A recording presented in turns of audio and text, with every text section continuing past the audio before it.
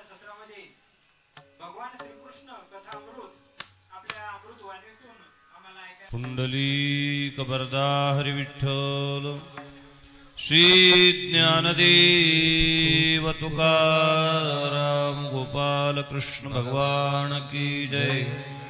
कृष्ण प्रिया रुक्मिणी माता की जय।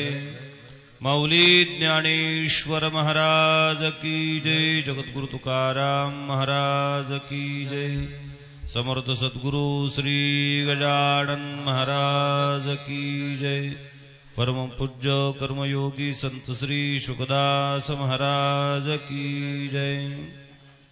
ओम सजयति सिंधुर्वदनो देवो यत्पादपङ्कजस्मरन् वासरमणिरेव तमसां राशिनाश्रयति विघ्नानां वसुदेवसुतं देवं कंसचाणूरमर्दनम्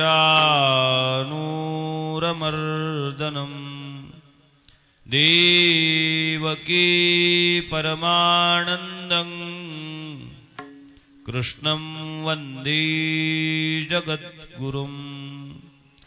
ज्ञानेशो भगवान् विष्णोर्निवृत्तिर्भगवान् हरः सोपानो भगवान् ब्रह्मा मुक्ताख्या ब्रह्मचित्कला सच्चिदानन्दरूपाय विश्वोत्पत्त्यादिहेतवे तापत्रय विनाशाय श्रीकृष्णाय वयं नमः। यं प्रव्रजन्तमनुपीतमपीतकृत्यं द्वैपायनो विरहकातर आजुहाव पुत्रेति तन्मयतया तरोभिनिदुस् तं सर्वभूतहृदयं मुनिमानतोऽस्मि। गजाननं ज्ञानमूर्तिं साक्षात् प्रेमस्वरूपिणं गौरीशङ्करं दयामूर्तिं भास्करं वन्दे पुनः पुनः। वासनात् वासुदेवस्य वासितं भुवनत्रयं सर्वभूतनिवासोऽसि वासुदेवो नमोस्तुते। पुंडलीक वरदा हरि विठ्ठल श्री ज्ञानदेव तुकाराम मौली ज्ञानेश्वर महाराज की जय। जगद्गुरु तुकाराम महाराज की जय। समर्थ सद्गुरु श्री गजानन महाराज की जय। परम पूजनीय सुखदास महाराज की जय। सद्गुरु श्री गोपाल कृष्ण भगवान कौंडण्यपूर निवासी जगज्जननी जगन्माता विदर्भ कन्या ऐसे रुक्मिणी देवी ज्ञान्यांच्या राजयोग्यांची मौली असणारे ज्ञानवार आहे। जगद्गुरु रथ कुब्बार आहे त्याचप्रमाणे थडचे बालयोगेश श्रीगाव निवासी योगी सम्राट संत सम्राट विधी सम्राट गजानन महाराज त्यांच्या अंतरंग प्राणप्रिय पट्टशिष्य श्री संत भास्कर महाराज गौरीशंकर महाराज तथा वारकरी कीर्तिभूषण वारकरी रत्न संत श्री वासुदेवजी महाराज अडगावकर आदी करून साधू संतांना नमस्कार करून आज जो या ठिकाणी परमपूजनीय स्वामी विवेकानंदजींच्या जयंती उत्सवाचा औचित्य साधून आयोजित असणारा हा त्रिदिवसीय कार्यक्रम परमपूजनीय कर्मयोगी संत श्री शुकदास महाराजांच्या या कर्मभूमीमध्ये संपन्न होतोय आणि संपूर्ण विश्वस्त मंडळांच्या माध्यमातून प्रमुख आमचे संस्थेचे सन्माननीय अध्यक्ष श्रीयुत मालपानी सर त्याचप्रमाणे आमचे अशोक भाऊ असतील परम आदरणीय परमपूजनीय आमचे येवले शास्त्रीजी असतील तुटे शास्त्रीजी असतील यांच्या माध्यमातून आणि संपूर्ण विश्वस्त मंडळांच्या माध्यमातून मला प्राप्त झालेलं निमंत्रण आणि तदनुषंगाने उपस्थित संपूर्ण प्रभुप्रिय सज्जनांच्या भेटीचा दर्शनाचा किंबहुना पुनश्च एकदा वाङ्मयीन सेवा करण्याचा घडून आलेला योग आहे. संस्थेची दूरदृष्टीता कार्यक्रमाकरता वक्ता बोलवत असताना त्या वक्त्याला दिलेल्या विषयावरूनच अधोरेखित होते. मागच्या वेळेला रामनवमी उत्सवामध्ये माझ्याकडे रामकथा हा विषय होता. कदाचित संस्थेने विचार केला असावा की आपला पुढच्या वर्षीचा कार्यक्रम 31 जानेवारीपासून चालू होणार आहे आणि रामकथेचा विषय 22 जानेवारीला पूर्ण होणार आहे. 22 जानेवारीला मर्यादा पुरुषोत्तम भगवान रामचंद्रांच्या मूर्तीची प्रतिष्ठा झालेली आहे. कदाचित तारखा काय हिवरा आश्रम कडून घेतल्यात काय कोणाष्टुक असा एक संशय मला यायला लागलेला आहे. आणि आता दिलेला विषयी बहुतेक दुसरीकडे काहीतरी एक लक्ष केंद्रित करणारा आहेत की आता कृष्ण चरित्र विषय देण्यात आलेला आहे. म्हणजे आता अयोध्या संपली, आता लक्ष मथुरेकडे असावं हाही एक दृष्टिकोन या ठिकाणी दिसतोय. ठीक आहे, आनंदाचा विषय आहे. परमपूजनीय महाराजांच्या हयातीत सुद्धा महाराजांच्या दर्शनाचा अनेकदा योग हिवरा आश्रमला येऊन येत होता. परंतु प्रवचन सेवेचा योग मात्र तत्पश्चात येतोय. महाराजांच्या पश्चात या ठिकाणी आश्रमवासियांच्या वतीने म्हणा, विश्वस्त मंडळाच्या माध्यमातून म्हणा, या ठिकाणी हा प्रवचनाचा योग येतोय. म्हणून प्रास्ताविकामध्ये जास्त वेळ न घालवतात आयोजकांनी जो विषय माझ्याकडे दिलेले आहेत, भगवान श्रीकृष्ण कथामृत, भगवान श्रीकृष्णाच्या कथामृताचं चिंतन आपल्याला या ठिकाणी करायचंय. मला प्रथम दर्शनी 2-3 गोष्टीचं चिंतन आपल्यासमोर मांडून पुढे चालायचंय. भगवान श्रीकृष्ण हा विषय असा आहे की भारतीय आध्यात्मिक सारस्वताचा जर आपण दांडोळा घेतलात तर प्रामुख्याने गोष्ट आपल्या लक्षात येईल. 18 पुराणांपैकी जवळपास 6 पुराण,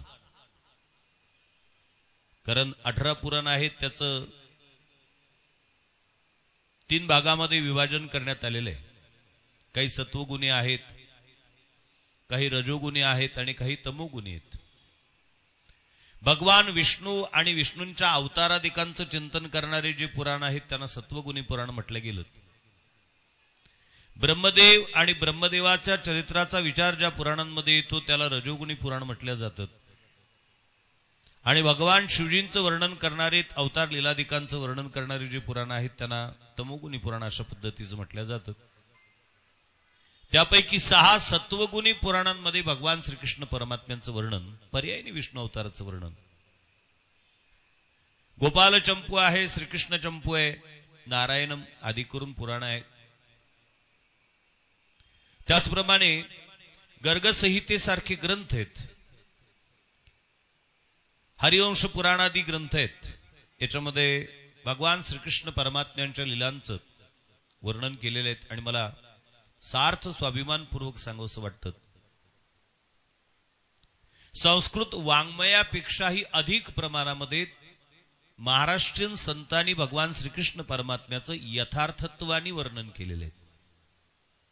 शास्त्रीजी समक्ष माझ्या बसलेले आहेत.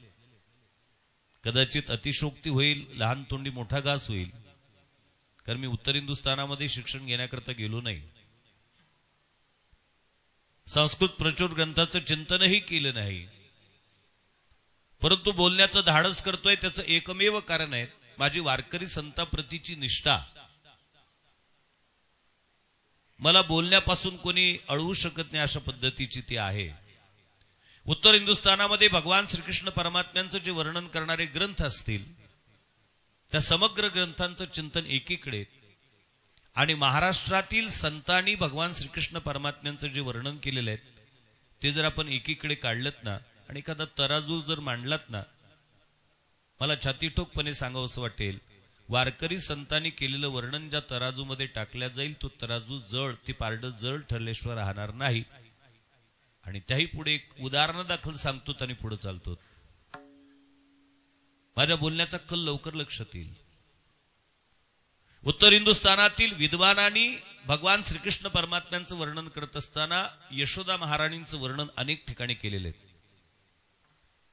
यशोदेचं चिंतन केल्याशिवाय भगवान श्रीकृष्ण परमात्म्याचं जीवन आणि ती लीला आपल्याला समाजाच्या समोर ठेवता येण्याची व्यवस्था नाही. परंतु मला म्हणावंसं वाटतं की भगवान श्री ज्ञानोबांनी ज्ञानेश्वरीमध्ये एक ओवी लिहिलेली आहे.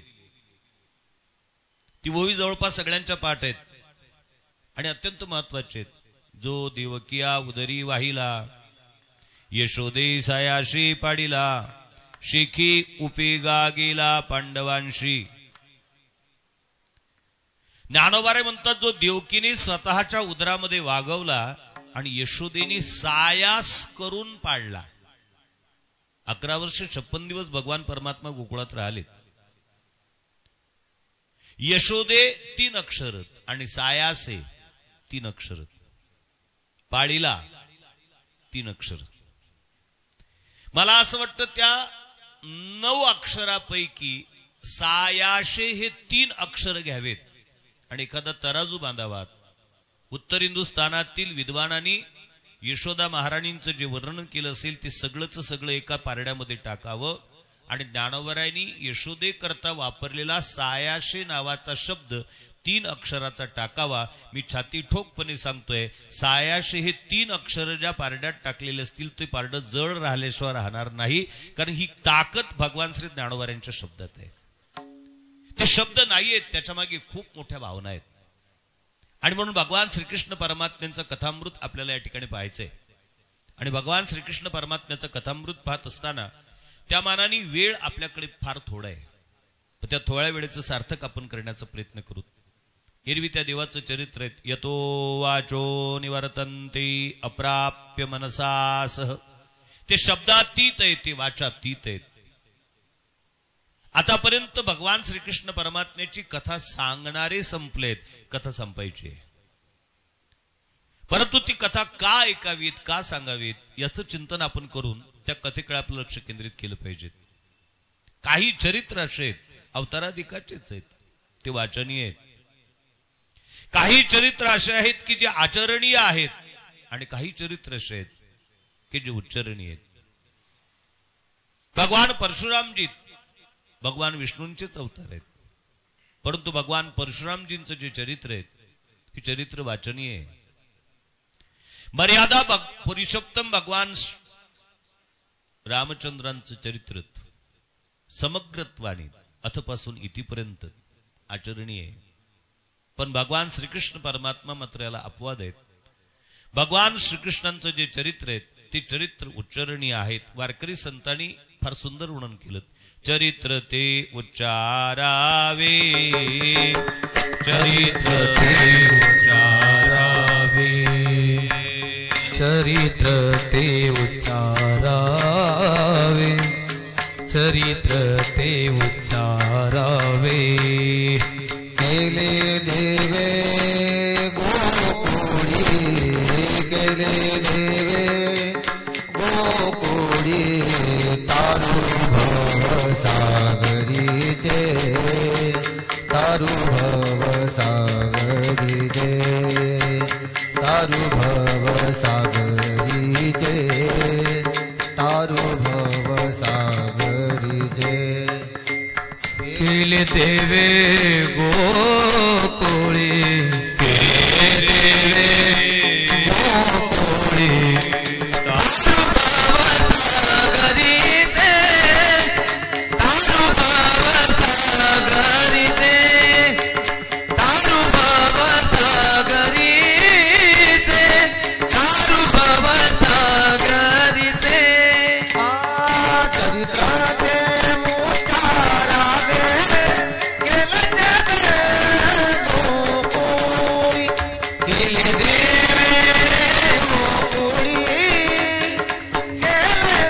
गोकुळी, केले देवे गोकुळी. चरित्र ते उच्चारावे, केले देवे गोकुळी, केले देवे गोकुळी, केले देवे गोकुळी. जगद्गुरु तुकारामतात चरित्र ते उच्चारावे, केले देवी गोकुळी. जे चरित्र गोकुळी केले ते चरित्र उच्चारावेत, आचरावे नाही. आचरणीय चरित्र नाहीये, उच्चाराने सांगितलेले. फारच चांगलं. आचरावे का नाही? मी माफी मागून बोलेल. भगवान श्रीकृष्ण परमात्म्याच्या चरित्राच्या संदर्भामध्ये तो आस्तिक असोत वा नास्तिक असोत, त्याला बाकीचं चरित्र माहीत असोत नसोत, पण भगवान श्रीकृष्ण परमात्म्याच्या चरित्रातील 3 भाग प्रत्येकाला प्रामुख्याने माहित आहेत. एक लोणी चोरलं, दुसरं रासलीला केलीत, आणि तिसरं चरित्र 16,108 बायका केल्यात. याच्या पलीकडे भगवान श्रीकृष्ण परमात्म्याच्या चरित्रातील कथाभाग त्यांना माहीत असेलच याची शाश्वती नाही. आणि हे 3च कथाभाग का माहीत आहेत? कारण हे 3ही कथाभाग त्याच्या तोंडाला पाणी सोडण्याकरता पुरेसे आहेत. हे 3ही कथाभाग प्रसंग विशेषी त्याच्या दोषावर आदर्शाचं पांघरून घालण्याकरता पुरेसे आहेत. ते 3ही कथाभाग त्याला पापाचरण करण्याकरता, समर्थन करण्याकरता पुरेसे आहेत. आणि म्हणून मग भगवान श्रीकृष्ण परमात्म्याच्या चरित्राचं पुनर्मूल्यांकन होणं अत्यंत गरजेचं आहे. भगवान श्रीकृष्ण परमात्म्याने त्या लीला केल्यात हे सत्य आहेत, पण त्या लीला करण्याच्या मागची कारण मीमांसा आपल्याला येत्या 3 दिवसामध्ये करायची आहेत.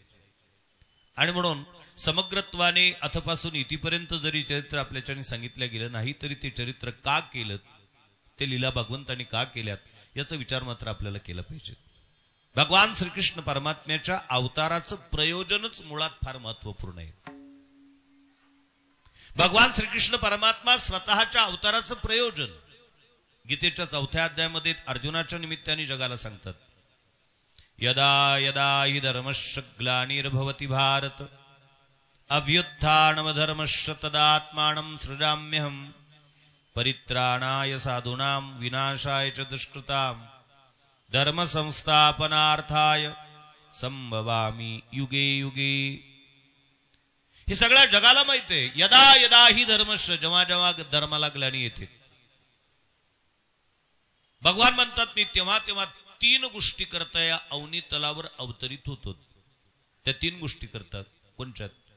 मी दैत्याचे कुळे नाशी, साधूचा मानुगिवशी, धर्माशी नीतीशी शेज भरी ऐश ऐशिया काजा लागी अवतरे मी युगायुगी. भगवान म्हणतात मी या 3 कार्य करता येतो. दैत्याच्या कुळाचा नायनाट करणे, साधूचा गेलेला मान पुनःप्रस्थापित करणे, धर्माची व नीतीची सांगड घालणे. या 3 कार्याकरता भगवान परमात्मा म्हणतात मी अवतरित होतो.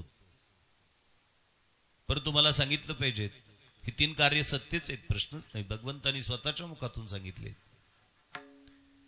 परंतु हे 3 कार्य भगवान स्वतःच्या मुखातून सांगतात मी या कार्याकरता येतो. पण वारकरी संत मात्र भगवंताच्या अवताराचं मूळ प्रयोजन या 3 कारणापेक्षा वेगळं सांगतात. काय कारण आहे त्याचं? शास्त्री महाराज, कदाचित लहान तोंडी मोठा घास होईल, पण मी पहिल्यांदा सुतोवाचच त्या पद्धतीचं केलं आहे आणि त्याचं स्पष्टीकरण देण्याकरता मी तयार आहे, किंबहुना समर्थ आहे असं म्हटलं तरी हरकत नाही. भगवान बोललेत हे सत्य आहे. या 3 कार्याकरता येतो. पण वारकरी संतांनी मात्र भगवंताच्या अवताराचं प्रयोजन सांगत असताना याच्या पलीकडे जाऊन एक महत्वपूर्ण प्रयोजन सांगितलं. आणि ते प्रयोजन आहेत ऋण फेडावया अवतार केला अविनाश आला आकारा. ऋण फेडावया अवतार केला अविनाश आला आकाराशी. ऋण फेडावया अवतार केला अविनाश आला आकाराशी. ऋण फेडावया अवतार केला अविनाश आला आकाराशी. अविनाश आला आकाराशी. अविनाश आला आकाराशी. अविनाश आला आकाराशी. अविनाश आला आकाराशी. हे माझी वाणी तुझे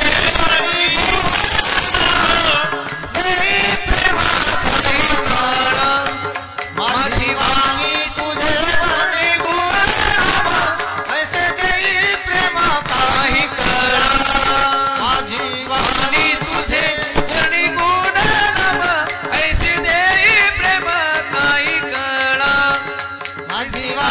तुझे वर्णी गुण रामा ऐसे देई प्रेमा काही गळ जगद्गुरु तुकोबार आहे त्याचं एक प्रयोजन सांगतात, अत्यंत महत्वाचं आहे. ऋण फेडावया अवतार केला. भगवान परमात्मा या अवनीतलावर अवतीर्ण होतो ते फक्त आणि फक्त ऋण फेडण्याकरता. कारण भगवंतानी सांगितलेली जे 3 प्रयोजन आहेत, मग ते परित्राणाय साधूनाम असेल, मग ते विनाशाय च दुष्कृताम असेल, व ते धर्म संस्थापनार्थाय असेल, या 3ही कार्याकरता त्या परमात्म्याला या अवनी तलावर आलंच पाहिजे असं नाही. तो तिथं बसून करू शकतो. परित्राणाय साधूनाम आई तिथून करू शकतो का? रिमोट कंट्रोल आहे त्याच्या हातामध्ये, तो बटन दाबू शकतो. आणि माझ्याकडे प्रमाण आहेत त्याच्या करतात. घडीमोडी हेळा मात्रे पाप पुण्य संचिता. एका सेकंदामध्ये जो सृष्टीची घडी बसवतो आणि दुसऱ्या सेकंदामध्ये तो मोडतो. ज्ञानोबारे ज्ञानेश्वरीत लिहितात, जया दाधुलियाचा संकल्प विश्व रची. ज्या परमात्म्याचा केवळ संकल्प या विश्वाच्या निर्मितीला कारणीभूत होऊ शकतो, जो केवळ संकल्प मात्राने सृष्टी निर्माण करू शकतो, आणि जो परमात्मा संकल्प मात्राने सृष्टी निर्माण करू शकतो, तो परमात्मा संकल्प मात्राने त्या सृष्टीचा विनाशही करू शकतो. त्याला त्या दैत्यांना मारण्याकरता इथे येण्याची गरज नाही, आवश्यकता नाही. येतो कशा करता? ऋण फेडावया. कोणाच ऋण?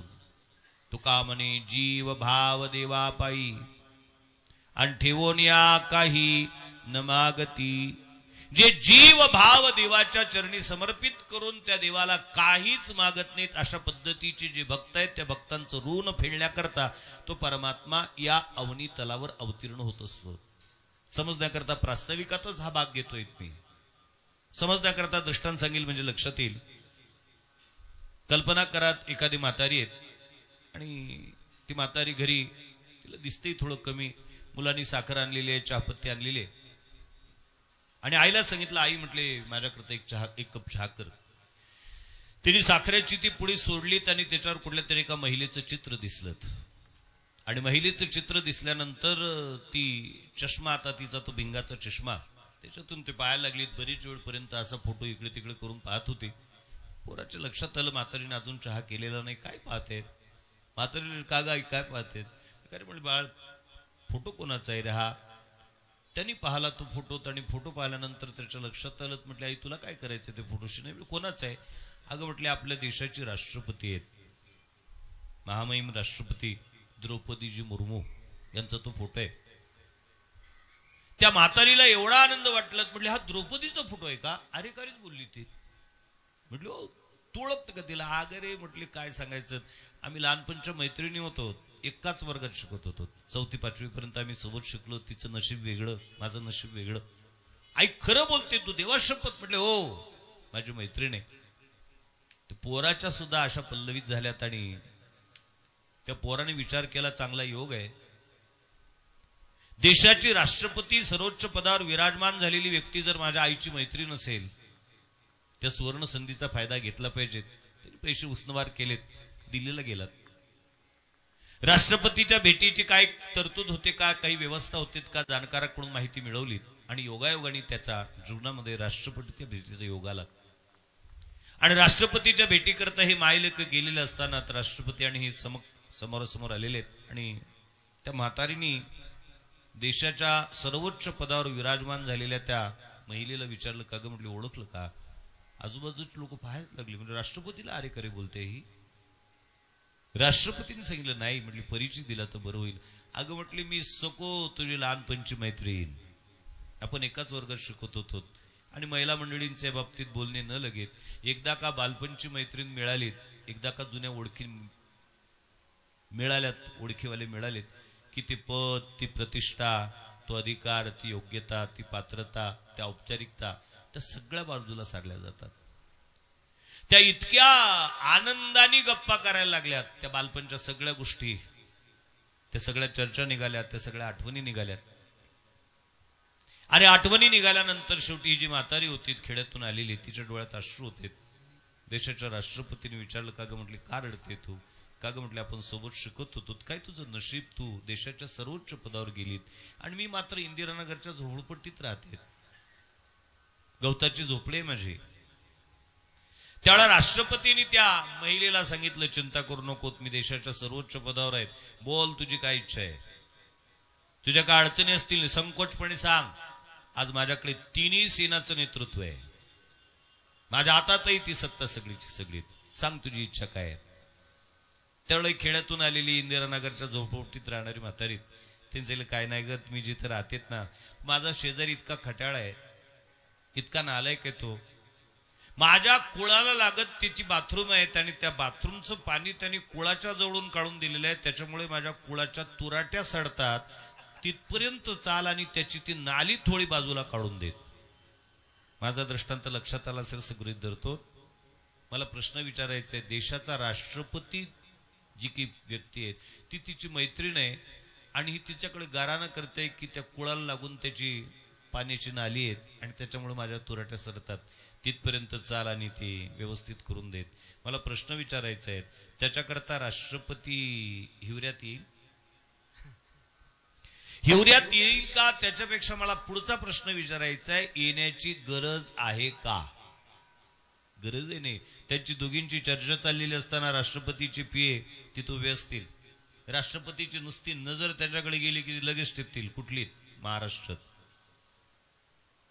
विदर्भात, बुलढाणा जिल्ह्यात, मेकर तालुक्यात, हिवरा गाव, लगेच महाराष्ट्राच्या म्हणजे पहिल्यांदा केंद्राच्या गृहमंत्र्याला फोन, गृहमंत्र्याचा महाराष्ट्राच्या मुख्यमंत्र्याला फोन, महाराष्ट्राच्या मुख्यमंत्र्याचा महाराष्ट्राच्या गृहमंत्र्याला फोन, महाराष्ट्राच्या गृहमंत्र्यांनी बुलढाणा जिल्ह्याच्या पालकमंत्र्याला फोन, बुलढाणा जिल्ह्याच्या पालकमंत्र्याचा एसपीला फोन, एसपीचा मेहकरच्या इन्स्पेक्टरला फोन आणि मेहकरच्या इन्स्पेक्टरने हिवरा कोण्या बीड जमादाराच्या अखत्यारीत येते त्याला फोन, आणि ते बीड जमादार स्वतः येणार नाही, हवलदार येईल आणि त्याला 2 समज देईल, 2 झोडपे मारेल आणि त्याची नाली बाजूला कळेल. कारण त्या म्हातारीने केलेली राष्ट्रपतीकडे केलेली तक्रार, त्याच्याकरता राष्ट्रपतीला इथं येण्याची आवश्यकता नाही. मग मला प्रश्न विचारायचा आहे, एका देशाचं राष्ट्रपती पद ज्या व्यक्तीकडे आहे आणि त्या व्यक्तीवर नितांत प्रेम करणारी दुसरी व्यक्ती त्याच्याकडे तक्रार करते, तर त्या कामाकरता देशाच्या राष्ट्रपतीला जर इथं येण्याची गरज नसेल तर जो त्रैलोक्याचा अधिपती आहे त्याला एवढ्या ठेवढ्या छोट्या छोट्या कामाकरता इथं प्रत्यक्षात येण्याची गरज आहे का? परित्राणाय साधूनाम, काय गरज आहे?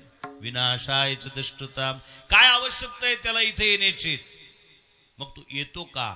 मला याच्या उलट बोलायचं आहे, म्हणजे माझ्या बोलण्याचं लक्षात येईल. तीच म्हातारी त्या राष्ट्रपतींना भेटलीत आणि राष्ट्रपतींना सांगितलीत, अगं म्हटलेत आपण बालपणच्या मैत्रिणी आहोत आणि आमच्या हिवऱ्यामध्ये स्वामी विवेकानंद जयंतीचा कार्यक्रम असतो, 7 दिवसाचा नसेल 3 दिवसाचा असतो, पण त्या 3 दिवसाच्या कार्यक्रमामध्ये शेवटच्या दिवशी लाखांनी लोक जेवतात. त्या ठिकाणी खूप मोठी पंगत असते.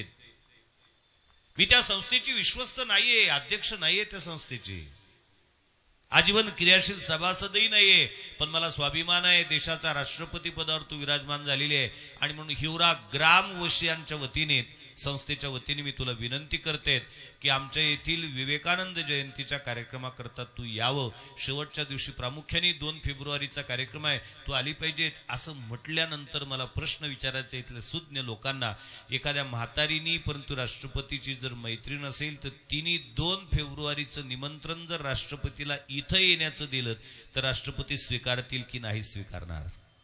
नागरी सत्काराचं निमंत्रण नक्कीच राष्ट्रपती स्वीकारतील आणि इथं नागरी सत्कार स्वीकारण्याकरता इथला कार्यक्रम पाहण्याकरता राष्ट्रपती येतील. बस तेच सांगायचं होतं मला. देवाला इथं परित्राणाय साधूनाम याच्याकरता यावंच नाही लागत, विनाशाच्या दुष्कृताम याच्याकरता त्याला येण्याची गरज नाही. परंतु असे काही भक्त असतात की ज्या भक्तांची प्रीती एवढी आहे, त्या भक्तांचं प्रेम एवढं आहे, त्यांची मागणी असते, आता दृष्टी पुढे ऐसाची तू राही, तुम्ही तुझ पाही वेगो वेळा, आता दृष्टी पुढे ऐसाची तो राही जो मी तुझ पायी वेवो वेळा आता दृष्टी पुढे ऐसाची तो राही जो मी तुझ पाहे वेळोवेळा दृष्टी पुढे ऐसाची तो राहे जो मी तुझ पाहे वेळोवेळा जो मी तुझ पाहे वेळोवेळा जो मी तुझ पाहे वेळोवेळा जो मी तुझ पाहे वेळोवेळा जो मी तुझ पाहे वेळोवेळा आता दृष्टी पुढे ऐसाची तो राहे जो मी आता दृष्टी पुढे ऐसाची तो राहे जो मी आता दृष्टी पुढे ऐसाची तो राहे जो मी तुझा पाहे वेळोवेळा आता दृष्टी पुढे ऐसाची तो राहे जो मी तुझा पाहे वेळोवेळा आता दृष्टी पुढे ऐसा चितू राही जो मी तुझ पाही वेळोवेळा. मला सांगितलं पाहिजे वारकरी संप्रदायाच्या संत परंपरेचा किंवा संत वाङ्मयाचा ज्यावेळा आपण अभ्यास करतो त्यावेळी गोष्ट प्रामुख्याने लक्षात येते की वारकरी संत हे सगुण आणि निर्गुणामध्ये भेद मानत नाहीत. तुझं सगुण म्हणो का निर्गुण रे सगुण निर्गुण एको गोविंदू रे अनुमानेना किंवा दोन्ही टिपर्या एकची नाद सगुण निर्गुण नाही भेद रे. सगुण निर्गुणामध्ये अभेद मानतात परंतु जे संत सगुण आणि निर्गुणामध्ये अभेद मानतात त्यांना ज्यावेळा त्यांची आवड विचारण्यात येते की तुम्हाला या दोन रूपापैकी सगळ्यात जास्त रूप कोणतं आवडतं त्यावेळा ते सरळ सांगतात आवड ही रूप गोजिरी सगुण. त्या संतांची आवड आहे सगुण स्वरूपातला भगवान आणि त्यांची ती इच्छा पूर्ण करण्याकरता जगद्गुरु तुकोबाराय म्हणतात देवाला इथं यावंच लागतं तिथून नाही जमत येत त्याच्याकरता यावं लागतं म्हणून ऋण फेडावया अवतार केला. कोणाचं ऋण आहेत कधीच ऋण आहेत किती ऋण आहेत. श्रीमद भागवताच्या अष्टमस्कंदामध्ये वर्णन येतं पहिल्या अध्यायामध्ये सुतपादेव आणि पृष्णी देवी यांचा विवाह झालेला आहे. सुतपा आणि पृष्णीदेवीचा विवाह झाल्यानंतर त्यांनी विवाहोत्तर काल नंतर सुनंदा नावाच्या नदीच्या तीरावर एका पायावर उभं राहून 100 दिव्य वर्षपर्यंत तपश्चर्या केली. सुनंदायाम वर्षशतम पदैकम भुवनस्पृशम तप्यमान तपो घोरम मीदमन्वाह भारत. 100 दिव्य वर्षपर्यंत त्यांची तपश्चर्या संपन्न झाली आणि संपन्न झाल्यानंतर भगवान प्रसन्न झालेत. मागा म्हटले काय मागायचंय. सुतपा देवानी सांगितलं देवा मला काहीच नको. पृष्णीला विचारा काय पाहिजेत. पृष्णी देवीला ज्यावेळा विचारण्यात आलं त्यावेळा स्त्री सुलभ स्वभावानुसार भगवान श्री परमात्म्याचं ते स्वरूप पाहलं आणि पृष्णी देवी वाढल्यात आणि पृष्णी देवीने भगवान परमात्म्याला विनंती केली देवा देशील. म्हटले की मी राजकारणी नाही आश्वासन देऊन मोकळा होणारा नाही माग फक्त काय पाहिजे. तर पृष्णी देवीने सांगितलं देवा देत असेल तर एकच देत मला तुझ्या सारखा मुलगा पाहिजे. शब्दातले बारकावे लक्षात घ्या. तुझ्या सारखा भगवान असलेत. भगवंतानी पृष्णी देवीला सांगितलं तर आईसाहेब तुम्ही मागणं मागितलं पण थोडस विचित्र आहे. शब्द आहे सारखा आणि अडचण अशी आहे जगाच्या पाठीवर काही गोष्टी अशा आहेत की त्याच्यासारख्या त्याच आहेत त्याला पर्याय नाही. व्यापकतेच्या क्षेत्रामध्ये आकाशाला पर्याय नाही. आकाश कोणासारखं म्हटलं आमच्या विवेकानंद जयंतीत दिलेल्या मंडपासारखं नाही. मंडप विशाल आहे प्रश्नच नाही. 500 कैक मंडप आहेत त्याच्या खाली. व्यापकतेच्या क्षेत्रात आकाशाला पर्याय नाही. किती व्यापक आकाश. मी आता हात फिरवतोय सध्या कशात कशात फिरवतोय? आकाशात. आकाश नाम पोकळी, हात फिरवतोय सुद्धा आकाशातच आहे. म्हणून व्यापकतेच्या क्षेत्रात आकाशाला पर्याय नाही, प्रकाशाच्या क्षेत्रात सूर्याला पर्याय नाही. सूर्याचा प्रकाश कोणासारखा? ऐका काही व्यवस्था. वारकरी संतांनी फार सुंदर वर्णन केलं. जोवरी त्वरी शोभती दीपिका अणनुगवता एका भास्करासी. तोच पर्यंत दीप दीपिका शोभून दिसतात जोपर्यंत भुवन भास्कराचा उदय होत नाही. प्रकाशाच्या क्षेत्रात सूर्याला पर्याय नाही. ज्ञानाच्या क्षेत्रात वेदाला पर्याय नाही. पाण्याच्या क्षेत्रात समुद्राला पर्याय नाही. औदार्याच्या क्षेत्रात संतांना पर्याय नाही. प्रेमाच्या क्षेत्रात मातृप्रेमाला पर्याय नाही. किती सांगू?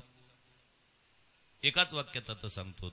तसं सौंदर्याच्या क्षेत्रात देवाच्या सौंदर्याला पर्याय नाही. देव कोणासारखा? देव देवासारखाच. भगवंतानी कृष्णी देवीला सांगितलं, आई साहेब तुम्ही मागितलं तुम्हाला दिलं पाहिजेत, पण तुम्ही मागताना थोडे शब्द चुकलेत तुमचे. तुम्ही जर मला म्हटलं असतं की देवा तू मुलगा म्हणून पाहिजे, मी आताच तुमच्या मांडीवर लहाना मूल झालो असतो. मला लहानाचं मोठं आणि मोठ्याचं लहान होण्याकरता वेळ लागत नाही. मला काही 9 महिने 9 दिवस वाट पाहण्याची आवश्यकता नाही. आत्ताच मुलगा झालो असतो तुमच्या मांडीवर. पण तुम्ही मागणं मागताना सांगितलं माझ्यासारखा प्रयत्न करून पाहतो. भगवंतानी सुतपा आणि पृष्णीच्या उदरी एक अवतार धारण केला. त्याला पृष्णी गर्भ असं नाव देण्यात आलं. त्याला यज्ञावतारही म्हणतात. भगवंतानी सुतपा आणि पृष्णी देवीला विचारलं, आईसाहेब झालो का मुक्त तुमच्या ऋणातून? त्याला पृष्णी देवीने सांगितलं, नाही देवा, आशीर्वाद देताना असे नव्हते. नाहीला झालात. एखादी वस्तू मागितलेली आहे आणि जशी पाहिजे तशी जर ती मिळत नसेल तर ते काय करू लागते? रद्द करू लागते. रात्री अशोकवंशी आणि शास्त्री महाराजांशी मी चर्चा करत होतो. शास्त्री महाराजांना मी पहिल्यांदा प्रश्न विचारला, कहो महाराष्ट्रांची मूर्ती झाली का तयार? शास्त्री महाराजांनी सांगितलं की मला त्याच्या बाबतीत पूर्ण माहिती नाही, भाऊना माहिती आहे. आणि अशोक भाऊ आलेत. अशोक भाऊनं विचारलं, कहो मागा मी तुम्हाला फोन लावला होता त्यावेळेला तुम्ही जयपूरला होतात, महाराजांची मूर्ती टाकलीत का? त्यावेळेला त्यांनी सांगितलं, महाराज मूर्ती टाकायला अडचण नाही, पण मूर्ती बनवण्याच्या अगोदर जो मातीचा पुतळा बनवला जातो, जो स्टॅच्यू बनवला जातो, तोच अजून मनासारखा बनलेला नाही. कुठल्या याच्यात नाक मोठं दिसतंय, कुठल्या याच्यात चेहऱ्याचा अजून पूर्णपणे अशा पद्धतीचा आखीव रेखूपणा तो येत नाही. तो मातीचा पुतळा जोपर्यंत निश्चित होत नाही तोपर्यंत मूर्ती टाकण्याची व्यवस्थाच नाही. तसंच पृष्णी देवीने सांगितलं, देवा आशीर्वाद देताना जसे होतात ना तुम्ही तसे नाही येत. आता नाही झाली इच्छा पूर्ण. मग तेच दुसरा जन्म घेतात कश्यप आणि अदिती रूपाने. आणि त्या कश्यप आणि अदितीच्या उदरी भगवान दुसरा अवतार धारण करतात. त्यांचं नाव वामन. वामन अवतार धारण केल्यानंतर भगवान कश्यप आणि अदितीला विचारतात, आई झालो का मुक्त तुमच्या ऋणातून? त्यावेळेला अदितीने सांगितलं, देवा नाही, अजूनही नाही. का? आशीर्वाद देताना 8 वर्षाचे होते, आता 7 वर्षाचे आहात. आशीर्वाद देताना तुमच्या हातामध्ये आयुध होतं, शंख चक्र गदा पद्म वनमाला विभूषितम. शंख होतं, चक्र होतं, पद्म होतं, वनमाला तुमच्या गळ्यामध्ये घातलेली होती. आता मात्र तुम्ही बटूरूपाने आलेले आहात. तुमच्या हातामध्ये कमंडल आहे, छत्रे. नाही झालेत मुक्त. दुसरा अवतारही संपला. आता तेच कश्यप आणि अदिती वसुदेव आणि देवकीच्या रूपाने प्रगट झालेले. त्या वसुदेव देवकीच्या उदरी भगवान श्रीकृष्ण परमात्मा अवतरित होतात. कशा करतात? ऋण फेडावया अवतार केला. ऋण फेडण्या करतात. परंतु कुठल्याही अवताराची संकल्पना मांडत असताना भारतीय पौराणिक इतिहासामध्ये त्याच्या मागे फार मोठी पार्श्वभूमी आहे. फार महत्वाचं अशा पद्धतीचं त्या ठिकाणी चिंतन येतं. भगवान शुकदेव आणि श्रीमद भागवताच्या दशम स्कंदामध्ये त्याचं सविस्तर चिंतन मांडलेलं आहे. राजा परीक्षिती भगवान शुकदेवाच्या भाग्याने प्राप्त झालेला एक निष्ठावान श्रोता आहे, ज्याच्या अंतःकरणामध्ये भगवान श्रीकृष्ण परमात्म्याची चरित्र श्रवण करण्याची उत्कंठा निर्माण झालेली आहे की मी माझ्या आईच्या उदरात असताना ज्या परमात्म्याने माझं रक्षण केलं, मी माझ्या वयाच्या 60 वर्षापर्यंत त्या भगवान परमात्म्याच्या संदर्भामध्ये, त्या भगवंताच्या चरित्राच्या संदर्भामध्ये काही श्रवण करू शकलो नाहीत, याची खंत त्याला आहे. आणि ज्या दिवशी शमीक ऋषीचे पुत्र, त्यांचं नाव शृंग, त्यांनी शाप दिला, इति लंगीत मर्यादम तक्षकम सप्तमे हनिः दंशयति स्म कुलंगारम चोदितोस्मि ततद्रुहम. राजा, तू तुझ्या मर्यादेचं उल्लंघन केलेलं आहे. माझ्या वडिलाच्या गळ्यामध्ये मृत सर्प टाकतोय का? मी तुला शाप देतो, तक्षक नावाचा सर्प येऊन 7व्या दिवशी तुला दंश करेल आणि तू मरण पावशील. मी नेहमी एक वाक्य सांगत असतो, महात्म्याच्या बाणाचा प्रतिकार करता येईल, महात्म्याच्या वाघबाणाचा प्रतिकार करता येण्याची व्यवस्था कोणाकडेच नाही. सामान्य जीवाची गोष्ट सोडून द्या, देवातही नाही. राजाच्या लक्षात आलंय की महात्म्याने आपल्यावर वाघबाण टाकलेले आहेत. सर्व संघाचा त्याग करून गंगेच्या दक्षिण तीरावर राजा परीक्षित जाऊन बसलेले आहेत. राजा जोपर्यंत राजवाड्यामध्ये होता तोपर्यंत एकही साधू राजवाड्यामध्ये फिरकल्याची कथा भागवतादी कुठल्याही ग्रंथांमध्ये माझ्या वाचनात अजूनपर्यंत आलेली नाही. परंतु ज्या दिवशी राजा सर्व संघाचा त्याग करतो त्यावेळेला 1-2 नव्हे, तब्बल 27 महात्मे राजाच्या उद्धाराकरता त्या ठिकाणी स्वतःहून चालून येतात, निमंत्रणाशिवाय येतात.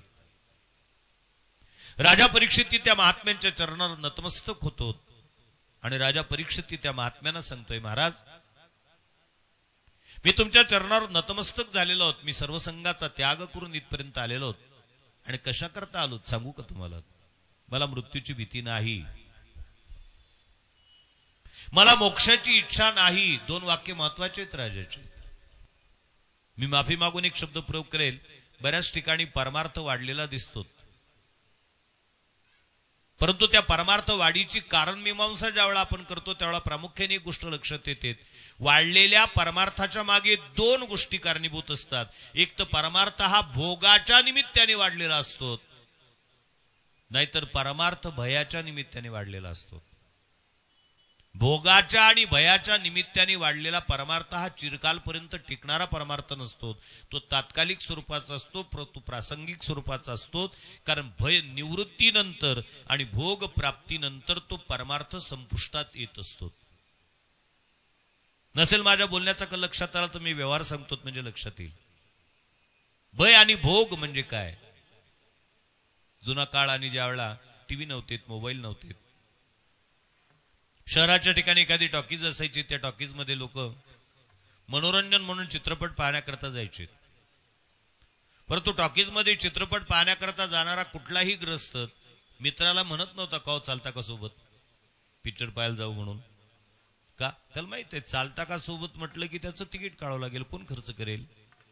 भागवताला येताना, कथा कीर्तनाला येताना माणसे एकटे नाहीत येत, विचारतात एकमेकाला, का चालता का? नाही म्हटलं आज थोडं काम आहे. तुम्ही इकडून निघाले होते? म्हटलं निघालो होतो तसं कथेला. तुम्हाला विचारलं चालता का? नाही म्हटले आज नाही शक्य, उद्या येईल मी.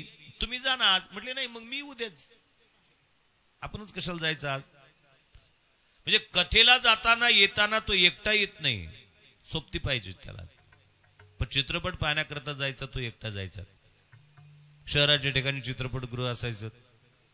रात्री 9 ते 12 या वेळामध्ये चित्रपट असायचे आणि निम्मा चित्रपट झाल्यानंतर साधारणतः 10:30च्या दरम्यान मध्यंतर आलत की तो लघवीला वगैरे बाहेर जाताना पाहायचा आपल्या गावचं कोणी आलाय का. आणि त्या समग्र चित्रपटगृहात त्यावेळेला काही खुर्च्यांची व्यवस्था नव्हती, खाली बसले रेतीवर. आणि त्याच्या लक्षात यायचं की आपल्या गावचं कोणीच नाही. आपल्या गावचं कोणी नाही. रात्री आपल्याला गावाकडे जायचंय, त्याकडे मोटरसायकल नाही, काही नाही, सायकलनी जायचंय, बॅटरी नाही, अंधारात कसं काय जाणार आता, पण सोबती नाही, एकटा कसं जायचं. पण तो चित्रपट सोडत नव्हता. तुम्ही जाऊ दे, पैसे दिलेले आहेत, पूर्ण पाहून घेऊ, नंतर पाहून घेऊ काय करायचंय. तर 12 वाजेपर्यंत चित्रपट पाहून झाला आणि चित्रपट गृहातून बाहेर पडला आणि घरी येण्याकरता निघाला. काय चित्रपटातलं गाणं म्हणत निघत होता का तो? नाही. रामकृष्ण हरी रामकृष्ण हरी रामकृष्ण हरी रामकृष्ण हरी रामकृष्ण हरी रामकृष्ण हरी रामकृष्ण हरी रामकृष्ण हरी रामकृष्ण हरी. बस अंतरच नाही त्याच्यात, अखंड. जसं जसं गाव जवळ यायचं तसं लहानपणापासून काही गोष्टी ऐकलेल्या असायच्यात. त्या गावाच्या बाहेरचा पिंपळ, त्याच्या पुढचा तो वड, त्याच्या पुढचं ते मोठं चिंचीचं झाड, त्या चिंचीच्या झाडाखालची ती विहीर, त्या विहिरीत अमकाजीची झालेली हत्या, टमकाजीनी केलेली आत्महत्या, त्या ठिकाणी असणारं ते एक एक गोष्ट आठवायची. आणि जसं जसं ते झाड जवळ येत होतं, खोडकन जरी वाजलं रामकृष्ण हरी रामकृष्ण हरी रामकृष्ण रामकृष्ण हरी राम, आपोआपच गिर बदलायची त्याची. का? भीतीच तितकी भयंकर असायची. होता त्याच्या मनावर पगडा. राम म्हणता जवळी नये भूत, नये यमदूत म्हणता राम. राम म्हणतात जवळी भूतही येत नाही ना, यमदूतही येत नाहीत. पळे भूत बाधा भेने याते. नामचिंतन करायचं. पण ते नामचिंतन कोटपर्यंत? गावच्या माणसाची चाहूल लागत नाही तोपर्यंत. गावच्या माणसाची चाहूल लागली रे लागलीत की रामकृष्ण हरी कधी बंद पडायचं. कधी करशी लग्न माझे, लगेच गाणं यायचं तोंडात. मामा म्हणत थांब वैशाख महिना लागू दे. म्हणजे वैकुंठवर्षी निवृत्ती महाराज वक्ती म्हणायचे रामकृष्ण हरी बंद पडलं की लगेच गाणं यायचं. मेरे अंगनो मी. कशाचा परिणाम? धार्मिकता होती ती, पण ती भयाच्या निमित्ताने आलेली धार्मिकता होती. भय निवृत्त झालं, धार्मिकता संपली. दुसरी धार्मिकता आहे ती भोगाच्या निमित्ताने. माझ्या माहितीप्रमाणे संप्रदायामध्ये हरिराम म्हणायची पद्धती दोनदा आहे. एक प्रवचनात हरिराम म्हटल्या जातात आणि दुसरं ते पंक्तीत हरिराम म्हटल्या जातात. पण दोन्हीदाचं हरिराम सारखा आहे का? नाही. प्रवचनात जर हरिराम म्हणा हरे राम राम राम हरे हरे, हरे कृष्ण कृष्ण कृष्ण हरे हरे. लोक हरिराम म्हणतात. हरे राम राम राम हरे कृष्ण.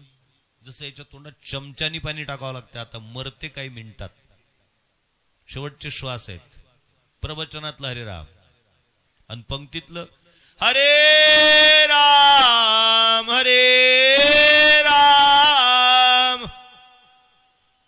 राम राम हरे हरे.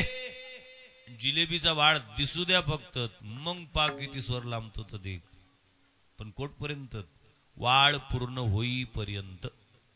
एकदा का ती अंगारी आली रे आलीत आणि कोण्यातरी एखाद्या कंपनी कमांडरने ऑर्डर दिलीत, वदनी कवळ घेता नाम घ्या श्रीहरीचे, सहज वन होते नाम घेता फुकाचे, जीवन करी जीवित्वा अन्न हे पूर्ण ब्रह्म, उदर भरण नवे जाणीजे यज्ञ पुंडली कबरदा. ते म्हणतात अमक्या महाराज की जे तूच म्हण, आमचं नाही रे कंपनातात. जशी मिलिटरी फक्त फायरच्या आदेशची वाट पाहतेत आणि त्यांनी आदेश दिला फायरिंगचा की जशी AK-47 AK-56 दडदड दडदड चालू होतं तसे आता जेवण चालू होते. आणि मध्ये जर एखाद्याने श्लोक म्हटला आणि त्यांनी जय जयकार केलात ना, ते तूच म्हणते आम्हाला नको सांगू, आमचा विषय नाही. आतापर्यंत इतक्या ताकदने हरिराम म्हणत होते हो. ही धार्मिकता भोगाच्या निमित्ताने आलेली धार्मिकता होती. म्हणून भय आणि भोगाच्या निमित्ताने आलेली जी धार्मिकता आहे ती टिकत नाही. राजा परीक्षितीच्या जीवनाचं वैशिष्ट्य आहे. राजा परीक्षिती वयाच्या 60व्या वर्षी धार्मिक झाला. कितव्या वर्षी? 60व्या वर्षी. म्हणून की काय भागवतात 60च्या पुढचेच येतात. त्यांना असं वाटतं की या ग्रंथाचा श्रोता हा 60 वर्षाच्या नंतर येऊन बसला होता, 60च्या अगोदरच्यानी इकडे येऊ नये, वक्त्याकडे त्यांनी पाहू नये, 60च्या पुढंच गेलं पाहिजे. परीक्षितीची भूमिका आहे अत्यंत महत्वाची. राजा परीक्षिती म्हणतो माझे 60 वर्ष व्यर्थ गेलेत माझ्या जीवनातले, मला श्रवण करता आलं नाही, म्हणून मला मृत्यूची चिंता, मृत्यूची भीती नाहीये, मोक्षाची अपेक्षा नाहीये, मला केवळ श्रवण इच्छा आहे. आणि त्या श्रवणात काय? संसारातल्या गोष्टी नाही, सासूनीच्या गोष्टी नाही, शेजाऱ्या पाजाऱ्याच्या गोष्टी नाही, चुटकुल्याच्या पुस्तकातल्या गोष्टी नाहीत. मला काय श्रवण करायचंय? मी माझ्या आईच्या उदरात असताना ज्या भगवान श्रीकृष्ण परमात्म्याने माझ्या आईच्या विनंतीवरून मला आईच्या उदरात असताना संरक्षण दिलं, त्या भगवान श्रीकृष्ण परमात्म्याची कथा मला श्रवण करायची आहे. 7 दिवस आहेत माझ्याकडे आणि मला त्या 7 दिवसाचं सार्थक करायचं आहे. 27 महात्मे होते. त्या 27 महात्म्यांनी विचार केला, 88 हजार वर्षपर्यंत लोखंडाचं पीठ खाऊन चूर्ण करून स्वतःच्या उद्धाराच्या दृष्टिकोनातून जे साशंक आहेत ते ज्याच्याकडे केवळ 7 दिवस शिल्लक आहेत, त्या 7 दिवसात त्याच्या जीवनाच्या उद्धाराची हमी कोण घेणार आहे? कसं काय शक्य आहे? आपण सांगण्याचा प्रयत्न करावाही तर बाकीचे खंडन करतील. काही काही गोष्टी संख्यात्मक वृद्धी काही ठिकाणी चांगली मानल्या जाते आणि काही ठिकाणी संख्यात्मक वृद्धी होणे घातक मानल्या जाते. उदाहरण दाखल जर सांगायचं झालं, असे काही क्षेत्र आहेत की ज्या ठिकाणी त्याच विषयाच्या लोकांची संख्या अधिक प्रमाणात वाढू नये. स्वयंपाक खोली आहेत. स्वयंपाक खोलीमध्ये जर आचार्याची संख्या वाढली तर भाज्या चांगल्या होतात की बिघडतात? स्वयंपाक खोलीत आचार्याची संख्या वाढली की भाजी बिघडली. यांनी मीठ टाकावं त्यांनी तिखट टाकावं. तिथं संख्यात्मक वाढ नको, तिथं आचार्य एकच असावा. त्याच्या हाताखाली ठीक आहेत. कीर्तनामध्ये कलाकाराची संख्या वाढली, कीर्तन उठतं का? त्याच ठिकाणी कीर्तन जाग्यावर. कधी कधी आमच्या हेच लक्षात नाही येतो, इतके कलाकार असतात. कलाकाराची टीका नाही करत मी, वस्तुस्थिती आहेत, मान्य करतोय मी की साधना आहे कलाकाराची. प्रत्येक खूप मोठी साधना करावी लागते एक एक स्वर लावण्याकरता. परंतु त्या कलाकारांनी कीर्तनामध्ये स्वतःची कला सादर करत असताना निदान एवढ्या तरी गोष्टीचं चिंतन केलं पाहिजे की यांच्या कीर्तनात आपलं गायन आहे की गायनात आपल्या गायनात त्याचं कीर्तन आहे. वैकुंठवासी जगन्नाथांना पवार सांगायचे, आपण शेतकरी आहोत. शेतीमध्ये पेरणी करत असताना पेरणी हे धूळ पेरणी आम्ही कधी करत नाही, त्याच्याकरता वापसा पाहतो, पाणी पडू द्यावं लागतं. काही भागामध्ये धूळ पेरणी केल्या जाते. कोणत्या जमिनीत धूळ पेरणी केल्या जाते? जे शेतकरी असतील त्यांच्या लक्षात येईल माझं वाक्य, ज्यांची जमीन बी खात नाही त्यांच्या जमिनीमध्ये धूळ पेरणी चालते. ज्यांच्या जमिनीमध्ये बुडया पडत नाहीत त्यांच्या जमिनीत धूळ पेरणी चालते. पण जी जमीन बी खाणारी असेल, जमिनी गोष्ट सांगतोय बरं, ज्या जमिनीमध्ये बुडया पडत असतील त्या जमिनीतल्या अर्थात त्या जमीनदारांनी त्या शेतकऱ्यांनी धूळ पेरणी करण्याच्या भानगडीत पडू नये, त्यांनी वापसा निर्माण होऊ द्यावा. मग पेरणी करता वापसा निर्माण व्हावा, पण पहिलंच पाणी एवढं पडते की बैल फसेपर्यंत डोबा थांबतात शेतामध्ये. मग कसं तरी शेतकऱ्यांनी बिचाऱ्यांनी फसत पेरणं करायचं, काही भाग सोडून द्यायचे जाळाखालचा दोऱ्यावरचा, नंतर पेरू काहीतरी. एकदा पेरणं झाल्यानंतर पाऊस यावात ना हो, शेतकऱ्याला वर पाहावं लागतं. आता पडेल पाणी, नंतर पडेल पाणी, पाणीच नाही पडत, पिकं सुकत जातात आणि शेवटी एवढं पाणी पडते की पिकं पिवळे होईपर्यंत. माझ्या बोलण्याचा कल लक्षात आला असं गृहीत धरतो. पहिली चाल किती असावी? बैल फसेपर्यंत, डोबा थांबेपर्यंत. त्या कीर्तनकारांनी नियोजित केलेले बरेच असे विषय असतात की त्या पहिल्या चाली करतात तिथंच कटकावे लागतात. हा भाग सोडून द्यावा लागेल, आता आपल्याला तो भाग तिकडचा सोडून द्यावा लागेल, सरळ अभंगावर यावं लागेल. तो बिचारा कसं तरी प्रयत्न करून ते पेरणं करण्याचं ठरवतो, तो येतो तो अभंगावर आणि मग त्याला अपेक्षा असते आता प्रमाण देतील, मग प्रमाण देतील. पण ते प्रमाण त्याला पाहावं लागतं त्यांच्या तोंडाकडे, कोणी प्रमाण देत नाहीत. आणि शेवटची चाल एवढी होते, पिकं पिवळे होईपर्यंत लोकांना उठून जायची इच्छा असते, यांच्या चाली लांबत असतात. अभंग असावेत, गायन असावं, कलाकार असावेत, पण कीर्तनामध्ये जर कलाकारांची संख्या वाढली तर कीर्तन पडलं म्हणून समजायचं. कोर्टामध्ये एका आशिला करता वकिलांची संख्या वाढली की केस लांबली म्हणून समजायचं. याची एक सल्ला, दुसऱ्याची दुसरी सल्ला. आणि दवाखान्यात एकाच पेशंट करता डॉक्टरची संख्या वाढली की त्या ठिकाणी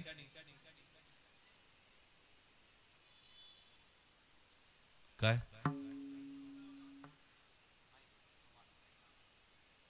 दोन नसले तरी चालतात. तुम्हाला काही अडचण येते का ऐकताना? तशी नाही. श्री कृष्ण गोविंद हरे मुरारे हे नाथ नारायण वासुदेव कृष्ण गोविंद हरि मुरारे हे नाथ नारायण वासुदेव श्री कृष्ण गोविंद हरे मुरारे हे नाथ नारायण वासुदेव कृष्ण गोविंद हरि मुरारे हे नाथ नारायण वासुदेव हे नाथ नारायण वासुदेव हे नाथ नारायण वासुदेव हे नाथ नारायण वासुदेव हे नाथ नारायण वासुदेव हे नाथ नारायण वासुदेव हे नाथ नारायण वासुदेव हे नाथ नारायण वासुदेव हे नाथ नारायण वासुदेव श्री कृष्ण गोविंद हरे मुरारे नाथ नारायण वासुदेव कृष्ण गोविंद हरे मुरारे हे नाथ नारायण वासुदेव सरांची इच्छा होती 2 माईक. तसं नाही, मला असं वाटतं जे माईक सोडून बोलतात त्यांच्याकरता 2 ठीक आहे. मी माईकही सोडून बोलत नाही, विषय सोडूनही बोलत नाही, दोनांनाही सोडत नाहीत. त्याच्यामुळे मी माईकचं आणि माझं फार जवळचं नातं असतं. मी तोंड जरी फिरवलं तिकडे, मान जरी केली तरी त्याच्या अगदी संपर्कातच असतो. आज भाग्य आहे आपलं, वारकरी संप्रदायाचं एक फार मोठं व्यक्तिमत्व.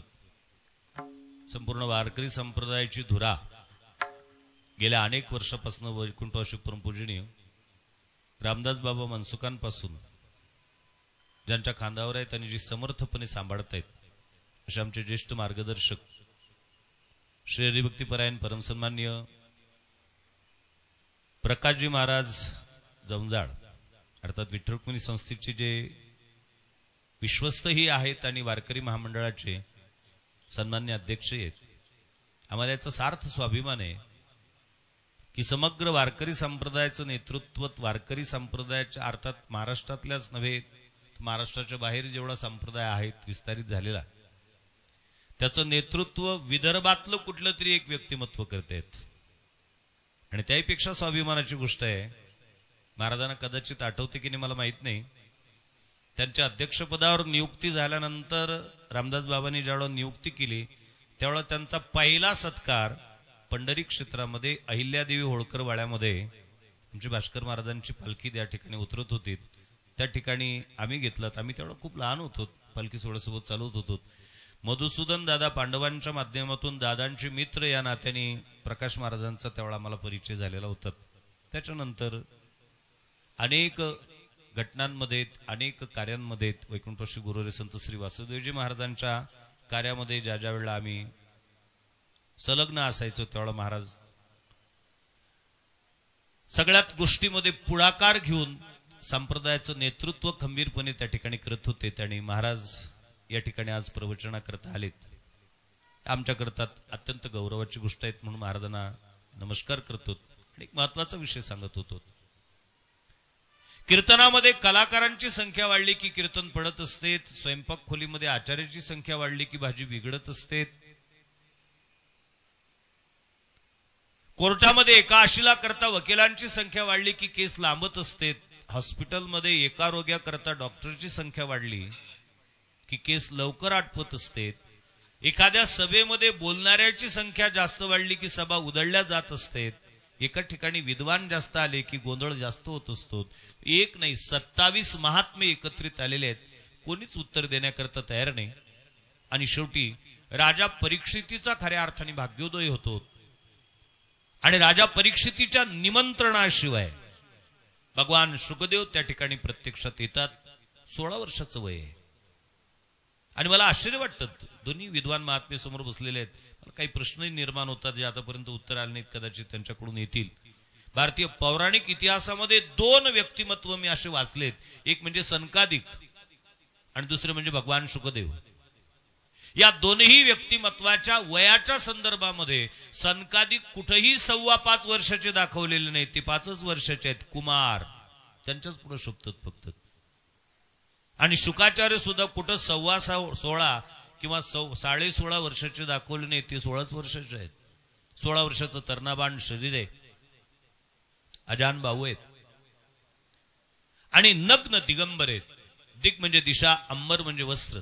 दिशारूपी वस्त्र ज्यांनी परिधान केलेले आहेत ते शुकाचार्य राजा परीक्षिती ज्या गंगेच्या दक्षिण तीरावर येऊन बसलेले आहेत त्या ठिकाणी येत आहेत.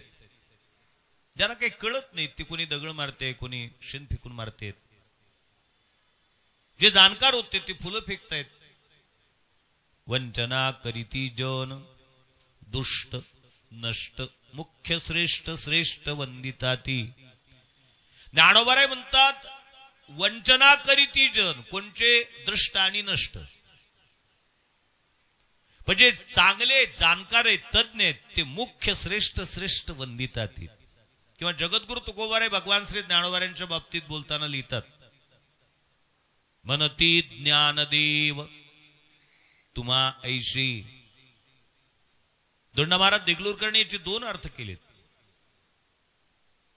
तुम्हाला संपूर्ण समाज ज्ञानदेव म्हणतो असाही अर्थ केलात आणि तुम्हा ऐशे तुम्हा ज्ञानदेव म्हणती. हे तुमच्या योग्यतेचे जे आहेत ते तुम्हाला ज्ञानदेव म्हणतात. बाकीचे काय म्हणतात त्याच्याशी आम्हाला घेणं देणं नाही. त्याला काही कळतच नाही, ते काही म्हणतील. शुकाचार्य समोर जात आहेत, कोणी दगड फेकतायत, कोणी फुलं फेकतायत. शुकाचार्य कोणाकडे पाहतात? कोणाकडेच नाहीत पाहत. भगवान श्री ज्ञानोबारे ज्ञानेश्वरी नावाच्या ग्रंथामध्ये लिहितात, हाती हाला फुली पासवना जेवी नगाली तेवी नेहोटे दुर्वाक्य शेली शेलीला साता. हत्ती रस्त्याने जात असताना कुत्रे भुकत असतात. काय त्या कुत्र्याचं हत्तीचं वैर आहे कोण असतं? हत्ती आला रे आला की कुत्र्याने भुकणं चालू केलंच पाहिजेत. आता हत्तीचं काही होत नाही कुत्र्यांच्यानी, तो भाग वेगळा. कुत्रे भुकल्याशिवाय राहत नाहीत. मी कुत्र्याची गोष्ट सांगतो तुम्हाला. काही जाणकार असतात ते फुलं फेकतात. पैकी हत्ती कोणाकडे पाहतो? भुकणाऱ्या कुत्र्याकडे पाहतो की फुलं फेकणाऱ्याकडे? हत्ती कोणाकडेच नाही पाहत, ना भुकणाऱ्या कुत्र्याकडे ना फुलं फेकणाऱ्याकडे. त्याचं कारणही तितकंच महत्वाचं आहे. भुकणाऱ्या कुत्र्याकडे जर हत्तीने लक्ष दिलं ना तर कुत्र्याची किंमत वाढते, परिणामी हत्तीची किंमत कमी होते. म्हणून हत्तीने हत्तीच्या मस्तीत चालावं. भुकणाऱ्या कुत्र्याकडे हत्तीने लक्ष देऊ नये. कोणाकडेच नाहीत पाहलत. शुकाचार्य थेट येतात. ज्याला आता सध्या शुकताल वा उत्तर हिंदुस्थानातील लोक शुक्रताल असं म्हणतात. शुकाचार्यांचं आगमन होता बरोबर सगळेचे सगळे उठून उत्थापन देतात. कोण? नुसते श्रोते नाहीत. 27 महात्मे होते आणि ते 27 महात्मे म्हणजे काही पंक्तीचे पठाण नव्हते. प्रवचन झाले की पंगत आहे म्हणून. व्यास होते, पराशर होते, मेधातिथी होते, च्यवन होते. व्यास म्हणजे भगवान वेदव्यास, भगवान शुकदेवांची पिताश्री. पराशर म्हणजे आजोबा. मेधातिथी, च्यवन सगळेचे सगळे उठून उभे राहतात. काय कारण आहे? भारतीय जी वर्ण व्यवस्था आहे, भारतीय जी आश्रम व्यवस्था आहे, ही फार महत्वाची आहे. भारतीय वर्ण व्यवस्थेमध्ये ब्राह्मण, क्षत्रिय, वैश्य आणि शूद्र ही जी व्यवस्था आहे त्याच्यामध्ये ब्राह्मण कोण, क्षत्रिय कोण, वैश्य कोण आणि शूद्र कोणाला म्हणावं याच्या स्वतंत्र व्याख्या आहेत. जो ज्ञानाने मोठा त्याला जो मोठा मानत असेल त्याला ब्राह्मण म्हणावं. जो बलानी मोठा त्याला मोठा समजत असेल त्याला क्षत्रिय म्हणावं. जो धनानी मोठा त्याला मोठा समजत असेल त्याला वैश्य म्हणावं. आणि जो केवळ वयाने मोठा त्याला मोठा समजत असेल त्याला शूद्र म्हणावं. तो जन्माने कोण्याही वर्णामध्ये येऊत, पण ज्ञानाने मोठा त्याला मोठा मानतोत ना, ब्राह्मण आहे तो. बलानी मोठा त्याला मोठा समजतो, क्षत्रिय. पैशानी मोठा आहे त्याला मोठा समजत असेल तो वैश्य आहे. आणि केवळ वयाने मोठा त्याला मोठा मानत असेल कोणत्याही वर्णात जन्मालो तो शूद्र आहे आमच्या दृष्टिकोनातून. शुकाचार्य वयाने लहान आहेत, समोर बसलेले सगळे वयाने मोठे आहेत, परंतु हे सगळ्यांना माहित आहेत वयाने जरी लहान असले तरी ज्ञानाने मोठे आहेत. सगळे उठून तापून देतात.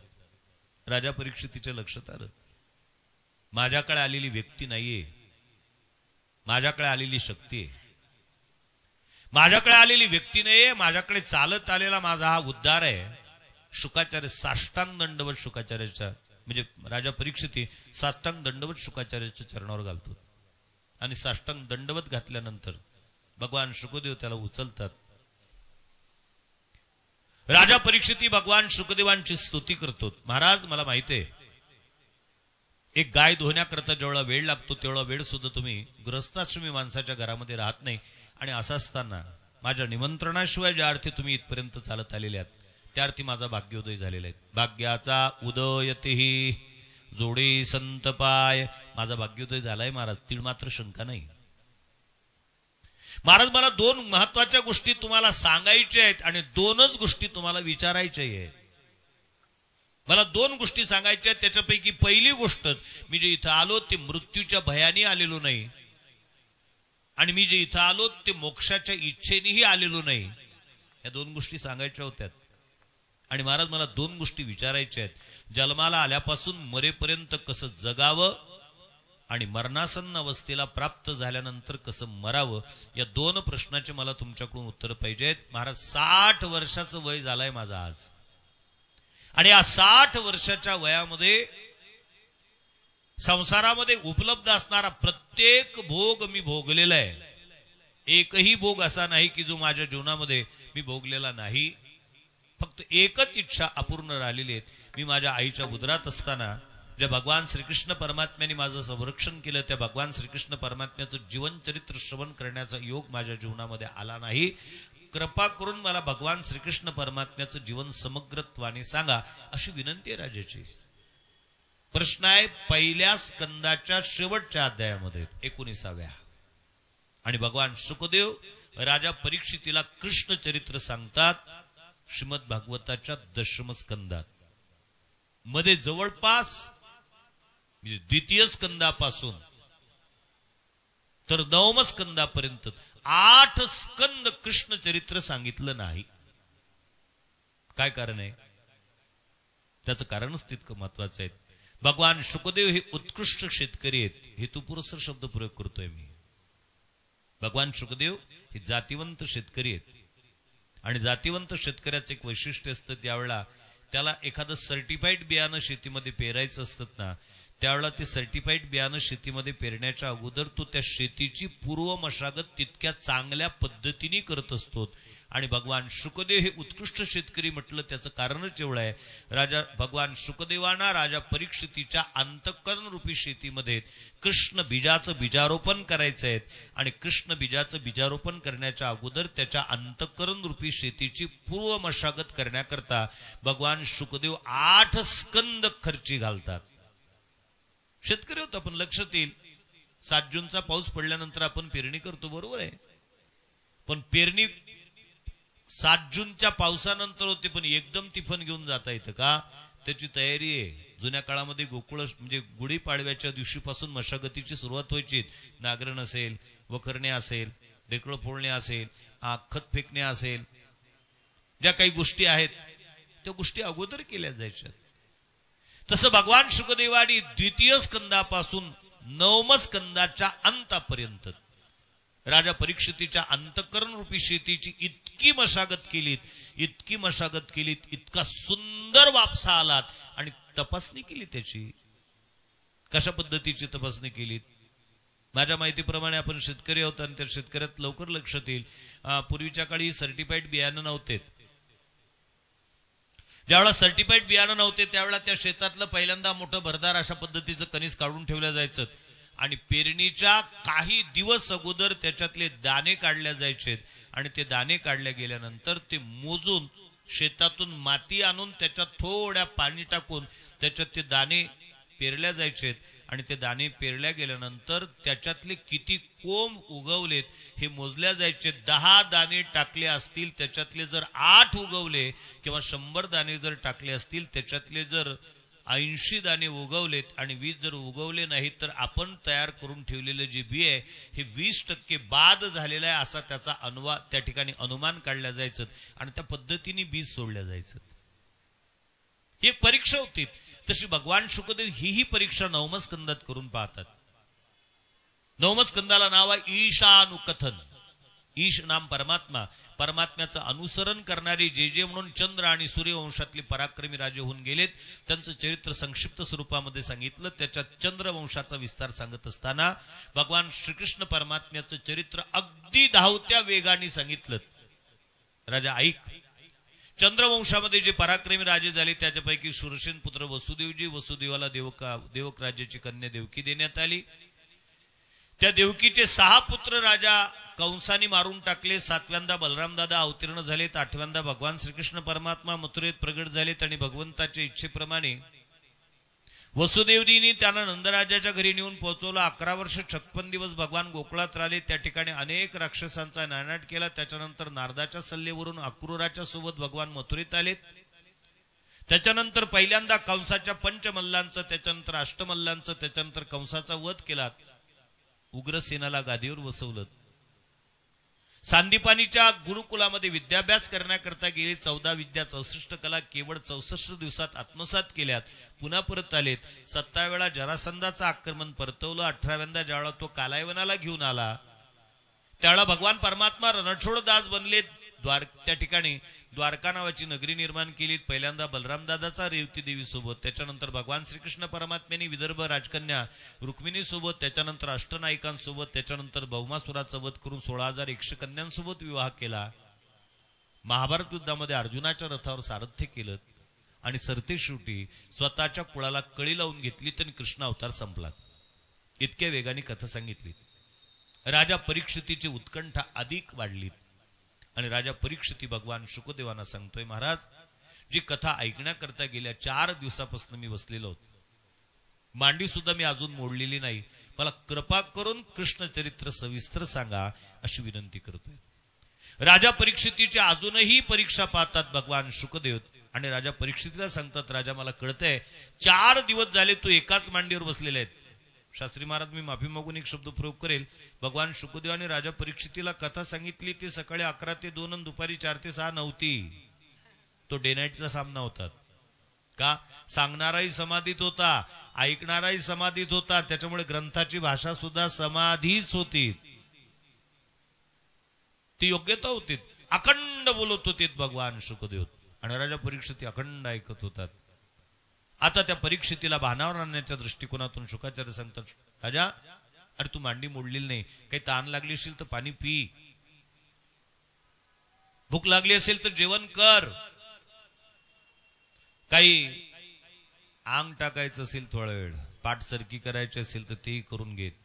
राजा परीक्षिती सांगतो, महाराज खरं सांगू का, नेने तहान भूक नाही लाज अभिमान, नाही लाज अभिमान, नेने तहान भूक नाही लाज अभिमान, नाही लाज अभिमान, नेने तहान भूक नाही लाज अभिमान, नाही लाज अभिमान, नेने तहान भूक नाही लाज अभिमान, नाही लाज अभिमान, विधिले जनार्दने, विधिले जनार्दने देवकी नंदनुगी माये, विधिले जनार्दन वेगी, विधिले जनार्दन वेगी देवकी नंदनुगी माये, सुख से जगोड चित्ती न लगे आनिक,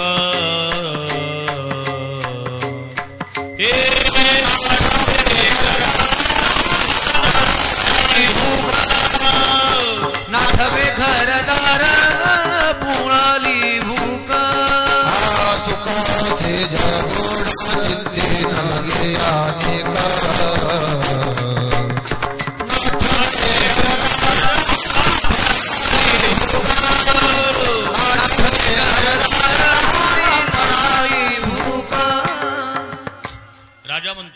नेने तहान, नेने भूक, नेने काहीच नाही, लाज नाही ना अभिमान नाही. सुख सेज गोड चित्ती न लगे अनेक नाठवी घर दार तहान पडाली भूक. मला तहानही नाही महाराज, भूकही नाही, आहे तहान आहे भूक. कशाची? कृष्ण चरित्र श्रवण करण्याची. मला कृष्ण चरित्र सांगा, मला बाकी काहीच नको. मान्य प्रकाश महाराजांना मी मुद्दाम विनंती करेल की महाराज संप्रदायात बऱ्याच गोष्टी आता चाललेल्या आहेत. ज्यांचं बोट धरून परमार्थ शिकलो ते वैकुंठवासी गुरुवर्य संत श्री वासुदेवजी महाराजांना आपण फार जवळून महाराजांच्या आवडत्या व्यक्तिमत्वांपैकी एक होतात. वयाच्या 92-93 वर्षाच्या वयापर्यंत कीर्तन, शेवटच्या श्वासापर्यंत, देहत्यागाच्या अगोदरच्या दिवशीपर्यंत ज्यांनी कीर्तन केलेत, 3-3 तास 4-4 तास नवीन आम्ही 6-6 तास महाराजांच्या कीर्तनात उभं राहिलो.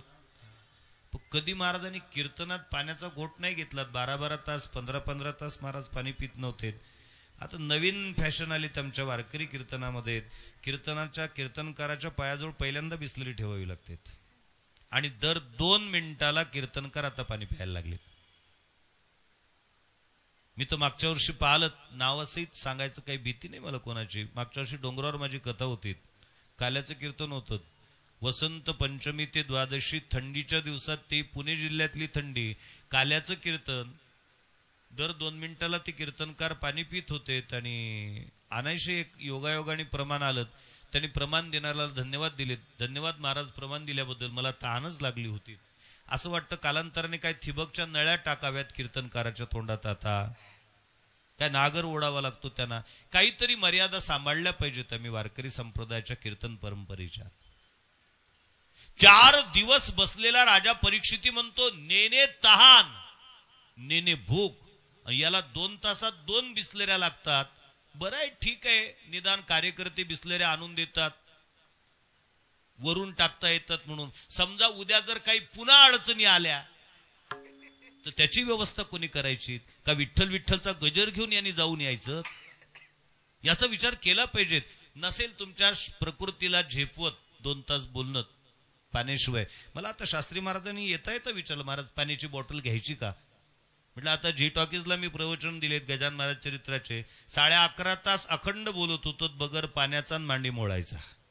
कॅमेऱ्याच्या समोर बोलत होतो. ते 1 नाही 6 कॅमेरे लागलेले होते. काय आवश्यकता नाही त्याची. काय इथं येऊन जर तुम्ही तुमच्या तादात्म्याला सोडू शकत नसाल, अजूनही तुमचं देह तादात्म्य कायमच असेल, तर मग मात्र विचार केला पाहिजे त्या गोष्टीचा. आणि ही परीक्षा अंतिम परीक्षा होती राजा परीक्षितीची भगवान शुकदेवाने घेतलेली. आणि मग दशमस्कंदाच्या आरंभाला भगवान शुकदेव राजा परीक्षितीला भगवान श्रीकृष्ण परमात्म्याचं चरित्र सांगण्याच्या अगोदर त्याला धन्यवाद देतात. राजा धन्यवाद. आणि का धन्यवाद दिलात? राजाला सांगतात, राजा अरे प्रश्न करता जरी तू एकटा असलात तरी तुझ्या एकट्याच्या माध्यमातून, तुझा एकट्याचा नाही, इथं तिघांचा उद्धार होणार आहे. करेल जो प्रश्न सांगेल जो कथा श्रवण करिता उद्धरते. करेल जो प्रश्न सांगेल जो कथा श्रवण करिता उद्धरते. जो प्रश्न सांगेल जो कथा श्रवण करिता उद्धरते. करेल जो प्रश्न सांगेल जो कथा श्रवण करिता उद्धरते. श्रवण करिता उद्धरते. श्रवण करिता उद्धरते. श्रवण करिता उद्धरते. श्रवण करिता उद्धरते. करील जो प्रश्न सांगेल जो कथा श्रवण करिता उद्धरते.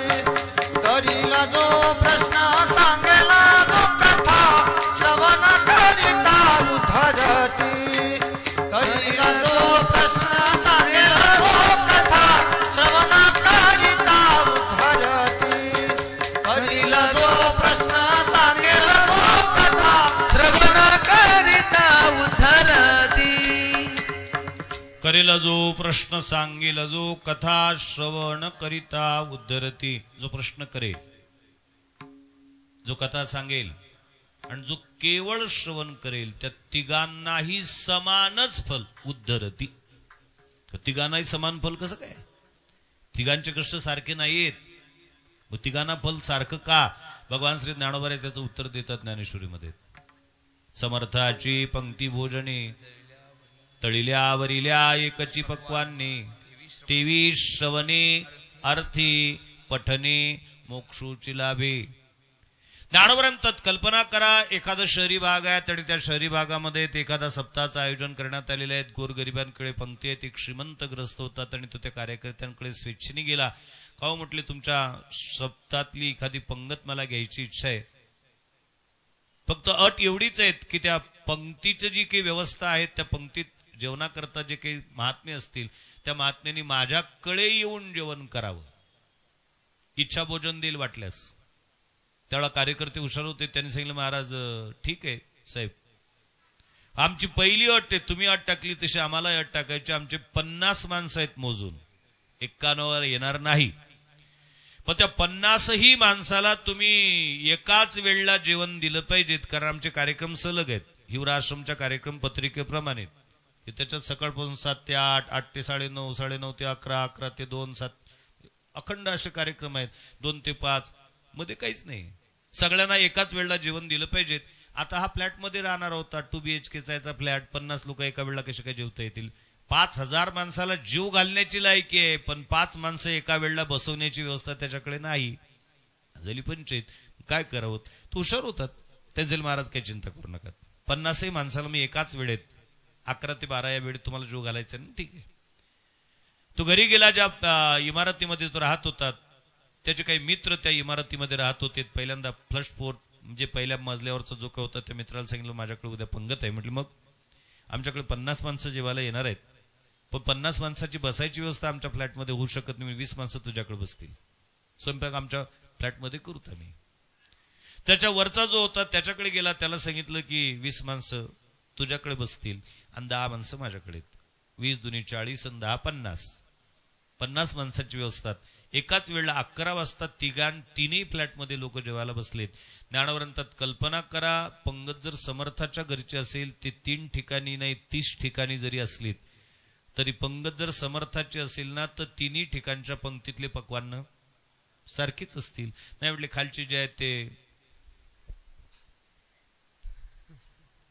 चुनका भाकर, मध्ये जे आहेत ते वरणभात पोळी, आणि वरच्या मजल्यात जे आहेत ते VVIP ते श्री बालाजी सुचा बेत. श्री म्हणजे श्रीखंड, बा म्हणजे बासुंदी, ला म्हणजे लाडू, जी म्हणजे जिलेबी नाही. तिन्ही ठिकाणी पंगत जरी असेल तरी त्या पंक्तीमध्ये पक्वान्न सारखेच. त्या पद्धतीने ही पंगतच समर्थाची आहे. श्रवणे म्हणजे तुम्ही, ज्ञानोबांनी पहिल्यांदा तुमचं नाव घेतलं. आर्थे म्हणजे मी, आणि पठणे म्हणजे हे.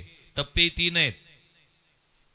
ज्ञानोबा म्हणतात या तिन्ही टप्प्यातल्या लोकांना मोक्षाची लाभे, मोक्षच प्राप्त होईल. त्याचं कारणही तितकंच महत्वाचं आहे. कारण प्रश्न करता ज्यावेळेला प्रश्न विचारतोत ना, त्यावेळेला तो घाबरलेला आहे, त्याला भीती वाटते. कारण जोपर्यंत अंतःकरण भयग्रस्त होत नाही, जोपर्यंत मी अज्ञानी आहे याची स्वीकृती आमचं अंतःकरण देत नाही, तोपर्यंत आमच्या मुखातून प्रश्नार्थक वाचक अशा पद्धतीचे शब्द बाहेर पडत नाहीत. प्रश्न विचारणे हे खूप मोठं पराक्रम आहे. प्रश्न विचारणं हा खूप मोठं म्हणजे खूप मोठं अशा पद्धतीचं सामर्थ्य लागतं. कारण पहिल्यांदा आमच्या अंतःकरणाला हे स्वीकारावं लागतं मी अज्ञानी आहेत म्हणून. त्याचं भ्यालेलं अंतःकरण आहे, तो प्रश्न विचारतो. वक्त्याकडे भरपूर आहे, पण वक्त्याला नियम घालून दिलेले शास्त्रांनी, न पृष्ठ कश्चित ब्रूयात, विचारल्याशिवाय सांगू नका. त्यांना विचारू द्या पहिल्यांदा. भगवंतानी अर्जुनाला गीता कधी सांगितलीत? एकदम नाही सांगितलीत. ज्यावेळेला अर्जुनाने शिष्यत्व पत्करलं, कार्पण्य दोषो पहत स्वभाव पृष्यामि त्वां धर्म सम्मूढ चेता यश्रेयशा निश्चितं ब्रूहि तन्मे शिष्यस्तेहं शाधिमां त्वां प्रपन्नम. शिष्यत्व पत्करलं त्यावेळेला भगवान अर्जुनाला गीता सांगतात. आणि ज्या अर्जुनाला गीता सांगितलीत, शेवटी महत्वाचा एक उपदेश करून गेलेत. अर्जुना मी सांगितली तुला, पण एक लक्षात ठेव, तू आयऱ्या गैऱ्या नथू खैऱ्याला सांगत फिरत जाऊ नको, नष्टो अर्थात जे की नियम घालून दिलेले शास्त्राने, न पृष्ठ कश्चित ब्रूयात, विचारल्याशिवाय सांगू नका. त्यांना विचारू द्या पहिल्यांदा.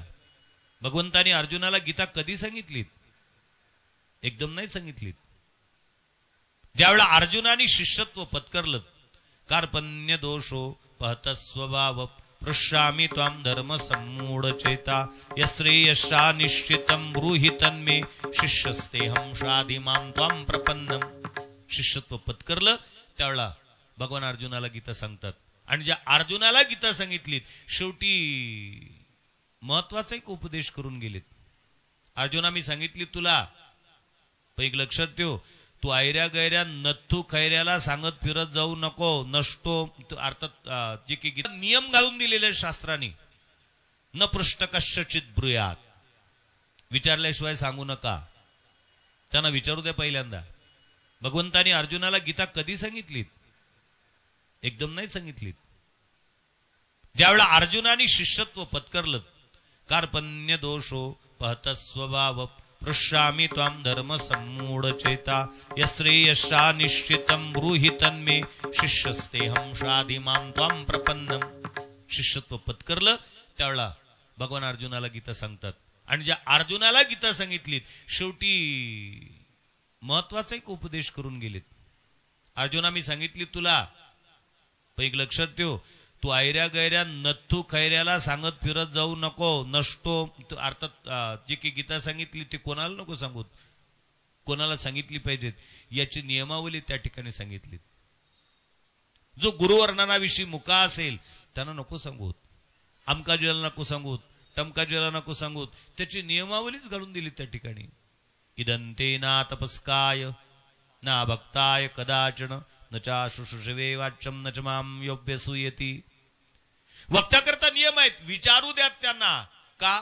त्याचं कारणही तितकंच महत्वाचं आहे. श्रोता ज्यावेळेला प्रश्न विचारतो त्यावेळेला वक्त्याच्या लक्षात येतं याची लायकी